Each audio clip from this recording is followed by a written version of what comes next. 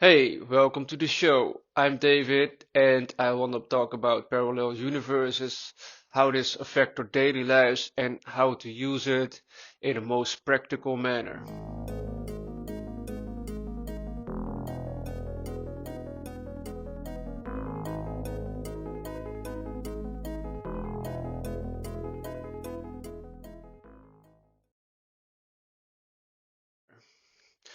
But before we go to that, I want to talk a bit about myself because some of you don't know me, and also because this is the first episode of the David Starbright sequence. I am a contactee, coach, and an unusual life experiencer. I've been in contact with what we can describe as the unexplained phenomenon. I also have a rich history regarding parallel worlds, and that is also the reason why I am going to talk about it today.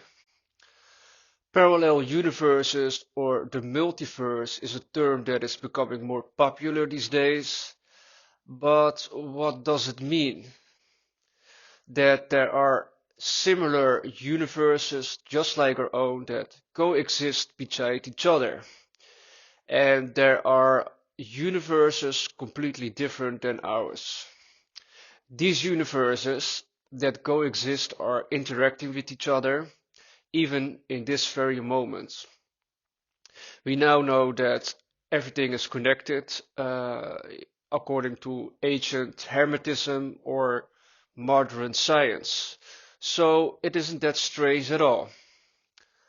The parallel universe theory indicates that there is an infinite number or variations of everything, including our Earth, one in which the dinosaurs didn't extinct, or a world which we thrive on self-sustainability, free energy, and harmony with nature, which in my opinion is most likely our most probable future.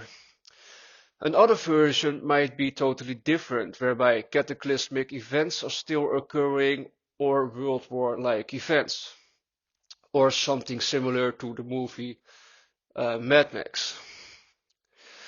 There is undoubtedly a parallel version or reality where 9/11 didn't happen and another where Elvis Presley became president. Scientists and science fiction writers hypothesize the parallel reality theory for more than a few centuries now, or at least a half century. There are some scientific studies that actually support the parallel universe, which are, I believe, it's called the eternal inflation and the Big Bang theory, quantum mechanics, the string theory, infinite space, infinite universe, the mirror image universe, the multiverse, and many others. There are also many movies or series on the subject, like Fringe or Star Trek. We also see things in the series Star Trek as science fiction that became science fact. Truth is indeed stranger than fiction. We as a species are slowly starting to unravel the mysteries of the universe and becoming universal beings. If everything is infinite and it sure looks like it in the vastness of space, then there will be no beginning nor end. In an infinite universe, everything is possible, exists, and will ever be existing. For most of us, this is difficult to comprehend, perhaps because some of our perception of space and time. Time and space, according to the special relativity theory, are only applicable in our frame of reference, or in other words, doesn't exist, or at least not as we think it is. If we look at the material world, the world seems to be finite. Even our sun or Milky Way galaxy will die out someday, with an estimated uh, lifespan of approximately 17 billion years from now. We also see when we observe the universe the death and birth of new stars like the beginning of the Big Bang. We also see that our universe is expanding, which also indicates its limitlessness. The same principle applies to the infinitely small. We find particles much smaller than an atom, a quark for instance, which I believe is 43 billion billionth of a centimeter, is not even the smallest object. There are always something smaller or bigger to explore in the vastness of space. I don't want to go too deep on the subject here of infinity, although it fits quite well when it comes to parallel universes. Let's say everything is infinite, then there is or must be an infinite variation of ourselves existing out there, living similar lives or not similarly at all. A version of a self who is listening actively and another version who is not. The one who get married and the one who is not. The one who is divorced and has children. The one who is divorced and doesn't have children. The one who is a pilot. The one who was a pilot and became a banker. The one who has a boat and the one who is poor, the one who is rich, the one who is both, the one who isn't either, the one who died young, and the one who has an extremely long lifespan. All these variations of ourselves do exist in the vastness of space. Let's say that everything exists, will ever exist, and will continue to exist, or in other words, nothing is actually ever lost. When looking at a past, then there might be some things we shouldn't have handled differently. Maybe we were too stubborn to realize our misbehavior from time to time. Maybe we fell in love with a particular person, but were afraid to act upon our feelings. Maybe we rejected a business offer, things we shouldn't have done, and some things we shouldn't have done. Anyway, another version of ourselves is living the life we so admire at this very moment. The beautiful part of this is that we can actually or have the ability to shift awareness or attention in order to manifest something which already exists in one of our parallel lives. But before I go more into detail about it, I want to talk about a couple of things first. Sometimes when we are asleep, we are dreaming about alternative lives and haven't any conception of our current one whatsoever. Some dreams appear to be real. Who says they aren't? In an alternative universe, someone is living that particular life, and apparently we seem to receive some of the information while we are sleeping. This is interesting, by the way, because it stretches the idea of parallel universes, or even what's on the other side. Our dreams appear to be random, even though there are some similarities. They say that when we are dreaming, we actually process things that we go through within our current lives. This is true on some level. We now know that the brain processes 12 dimensions at the same time, or in other words, everything is multidimensional. The things that we go through our parallel versions go through as well, at least on some level. What about deja vu? having the impression that we have been somewhere else before, even though we are not. Um, are these actual glimpses of parallel universes, or are these psychological effects produced in our brain? What about people who have never been to a particular country, never spoken or studied that specific language, while speaking it fluently overnight? Usually after head injury, stroke, or some other type of damage to the brain. The question is, where do they attain this information? Something like a totally different language? Uh, is there another version of ourselves somewhere who speaks this language? I believe it's called foreign accent syndrome, and there are numerous cases like this.